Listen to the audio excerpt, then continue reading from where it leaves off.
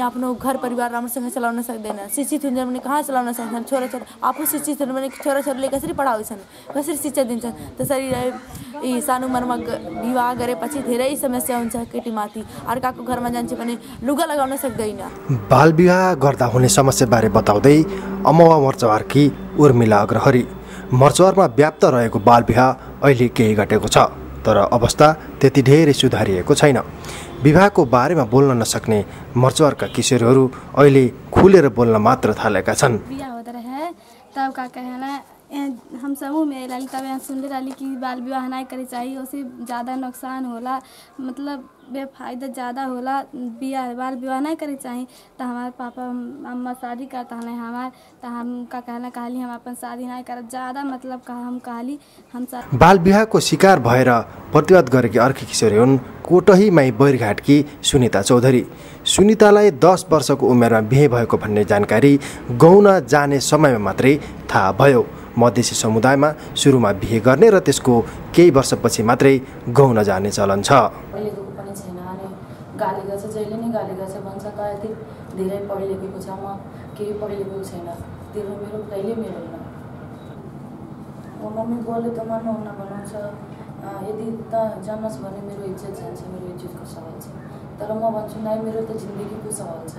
बाबुआमाले इज्जत जाने भन्दै सुनिताको कुरा सुनेनन्। गौना जाने समय आउन 4 दिन मात्रै थियो, उनले तरकारीमा किरा मार्न हाल्ने औषधि पिइन्। आफ्नो कुरा कसैले नसुनेपछि मर्छु भनेर आफै औषधि ल्याएर खाएकी उनी अस्पतालमा पुगेर बाँचिन्। विषादी मुखमा हाले पनि उनले केटाको घर जानबाट भने छुटकारा पाइनन्।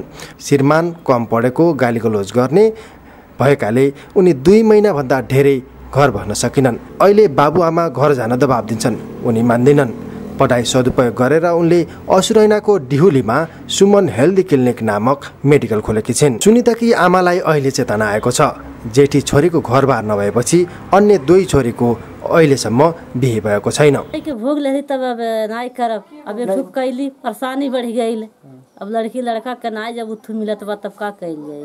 सुनिताको गौनामा 5 लाख खर्च भएको थियो। केटा पक्षले 1 लाख नेपाली रुपैयाँ र एउटा भैँसी दाइजो मागेर सुनितासँगै लगेका थिए। मर्चहरमा बिहेसँगै दाइजो माग्ने चलन समेत बढ्दै गएको छ। दाइजो भनेको चाहिँ बिहे भनेको रुक्ने त अलि चाहिँ बाल विवाह चाहिँ न्यूनीकरण भएको छ। त दाइजोमा खासमा लाग्दैन त्यस्तो ब्यान्डेज केही पनि भएको छैन। त्यो डिमान्ड त अहिले गरिरहेको छन्, त्यस्तो मागहरू त्यस्तै छ अहिले।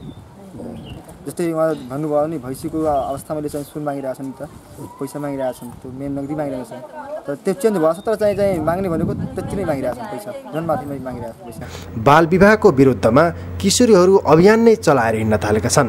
तैपनि मर्चवार क्षेत्रमा कतिपय नेताको दबावमा बाल विवाह हुने क्रम भने रोकिएको छैन। लुम्बिनी समाचारका लागि लक्ष्मण पोखरेल, मर्चवार, रूपन्देही।